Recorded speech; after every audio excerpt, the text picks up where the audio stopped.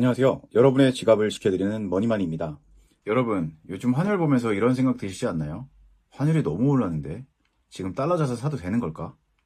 원달러 환율이 1,540원을 훌쩍 넘어 1,560원까지 오른 상황을 보시면서 누구나 망설이게 됩니다. 지금 사면 비싸게 사는 거 아닌가 하는 불안감도 들죠. 그런데 저는 환율이 오르는 지금 QLD를 계속 매수하고 있습니다.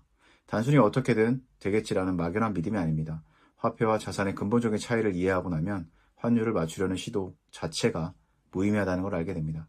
오늘은 왜 제가 환율 변동이 흔들리지 않고 꾸준히 달러 자산을 모으는지 그 이유를 사실에 근거해서 말씀드리겠습니다. 이건 단순한 환율 전망이 아니라 여러분의 자산을 지키는 방식에 대한 이야기입니다.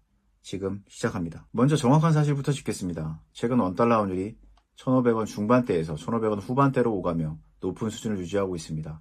이렇게 환율이 오르는 데는 여러 요인이 있겠지만 그 중에 하나로 꾸준히 지목되고 있는 것이 한국과 미국 양쪽의 통화량 증가입니다. 실제로 최근 시기의 기준으로 보면 한국의 M2 통화량 증가율은 같은 기간 미국보다 높았다는 분석이 나온 적이 있습니다. 다만 2020년 이후 장기간으로 시야를 넓게 보면 한국과 미국의 통화량 누적 증가율은 큰 차이가 나지 않는다는 분석도 함께 존재합니다. 즉 단기적으로는 한국의 통화 완화 속도가 더 빨랐던 시기가 있었지만 장기적으로 보면 양국가 모두 꾸준히 돈을 풀었다는 게 핵심입니다. 여기에 한미 간 금리 역전이 역대 최장 기간에 이어지고 있다는 점도 환율 상승의 배경에 꼽힙니다. 금리가 높은 달러로 자금이 몰리고 기업들도 달러를 굳이 원화로 바꾸지 않으려는 경향이 생기면서 환율 상승 압력이 계속되고 있습니다. 여기서 제가 강조하고 싶은 핵심 포인트가 있습니다. 중요한 건 달러 가격이 아니라 화폐 가치가 얼마나 빠르게 변하고 있는가입니다. 한국도 미국도 모두 돈을 풀고 있습니다. 다만 그 속도와 양에 따라 환율이라는 상대 가격이 움직이는 것뿐입니다. 정확하게 표현하면 원화의 구매력이 예전보다 약해졌다는 게 본질입니다. 이걸 가장 체감하기 쉬운 예가 해외여행입니다. 동남아 물가가 예전보다 정말 많이 비싸졌다고 느끼는 분들 많습니다. 실제로 현재 물가 자체가 오른 것도 맞지만 그보다 더 큰 이유는 원화의 교환 가치가 약해졌다는 데 있습니다. 예전에는 싸다고 느꼈던 곳이 이제는 비싸다고 느껴지는 이유, 바로 화폐 가치의 변화입니다. 미국 자산을 기준으로 봐도 마찬가지입니다. 달러 역시 예전 가치에 비해 희석된 건 사실입니다.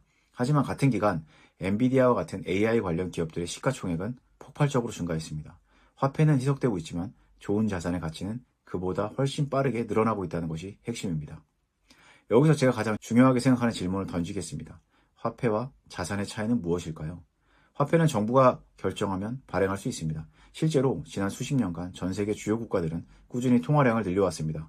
원화든 달러든 발행 주체가 마음만 먹으면 양을 늘릴 수 있는 게 화폐의 본질입니다. 하지만 자산은 다릅니다. 엔비디아의 지분은 한정되어 있습니다. 원화와 달러는 계속 늘어날 수 있지만 좋은 기업의 지분은 무한정 늘어나지 않습니다. 수요는 계속 늘어나는데 공급이 한정되어 있다면 그 가격은 어떻게 될까요? 답은 명확합니다.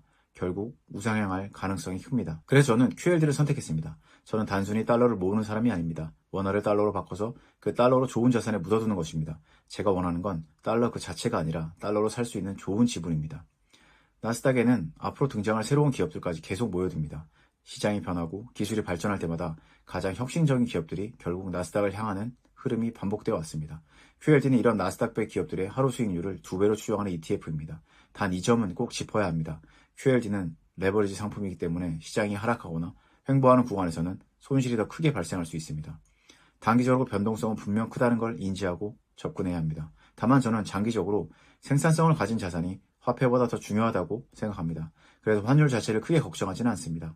환율은 화폐 간의 상대적인 가격일 뿐 제가 진짜 보유하고자 하는 건 그 화폐로 살 수 있는 생산적 자산이기 때문입니다. 이 사고방식이 여러분의 삶에 어떤 도움을 줄 수 있을까요? 가장 큰 도움은 환율 타이밍을 맞추려는 스트레스에서 벗어나는 것입니다. 지금이 쌀 때인가 비쌀 때인가 매번 고민하다 보면 결국 아무것도 하지 못하고 시간만 흘러갑니다.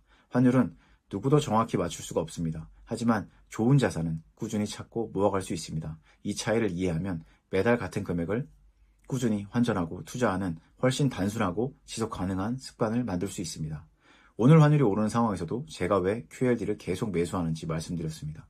저의 개인적인 생각은 이렇습니다. 저도 원화가 강해지고 한국 기업이 강해지고 한국 자본시장이 튼튼해지길 진심으로 바랍니다. 하지만 투자는 바람이 아니라 현실을 기반으로 해야 합니다. 현실을 보는 게 우선이고 저는 제 재산을 먼저 지켜야 합니다. 그래서 저는 원화를 달러로 바꾸고 그 달러로 다시 좋은 자산을 바꾸는 데 집중하고 있습니다. 환율은 맞출 수 없어도 좋은 자산은 찾을 수 있습니다. 다시 한번 핵심만 요약하겠습니다. 첫째, 환율 상승의 배경에는 한국과 미국 양쪽의 통화량 증가가 있다. 둘째, 중요한 건 달러 가격이 아니라 화폐 가치가 변하는 속도이다. 셋째, 화폐는 발행 주체가 늘 수 있지만 좋은 기업의 지분은 한정되어 있다. 넷째, QLD는 나스닥100 기업에서 2배로 노출되는 레버리지 자산이며 단기 변동성이 크다는 점을 알고 접근해야 한다. 다섯째, 환율 타이밍을 맞추려고 하지 말고 꾸준한 환전과 자산 매수를 습관화하는 것이 더 현실적인 전략이다. 원화가 강해지는 날을 바라면서도 지금의 현실 속에서 제 자산을 지키는 선택. 그게 제가 환율과 상관없이 QLD를 계속 모아가는 이유입니다.